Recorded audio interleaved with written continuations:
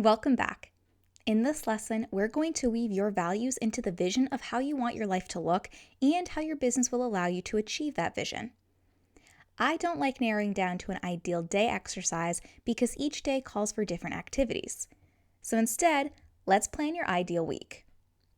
Are there fitness classes you'd like to take that will help you achieve your wellness value? Maybe you want to reserve Monday afternoons for meal prep. If you value family, maybe you want to schedule Wednesday morning breakfasts with a parent or child. Remember to also factor in your weekly responsibilities like volunteer time, child pickup and activities, etc. What's left are the hours you have to get work done and maybe even housework too. If your business is appointment-based, set your availability for these times. If you own a retail shop or restaurant, hire employees to cover the hours you'd like to have off and or schedule your flexible value-based activities like breakfast with grandma around your business hours. If you offer freelance services like website design, you may want to schedule yourself to work during these times. I value time flexibility, so I fit work in when I can or feel inspired, but I'm also very good at holding myself accountable.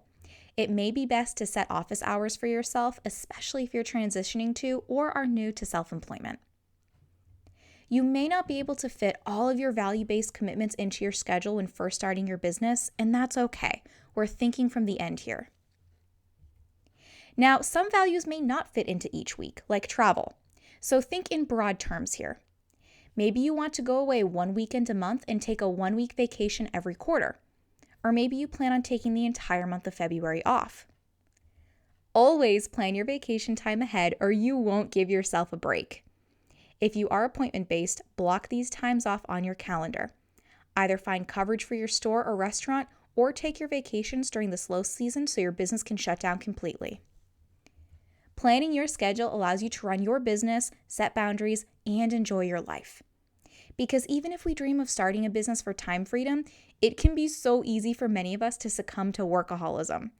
But when you're self-employed, hours worked do not always equal money earned. Run your business, don't let it run you.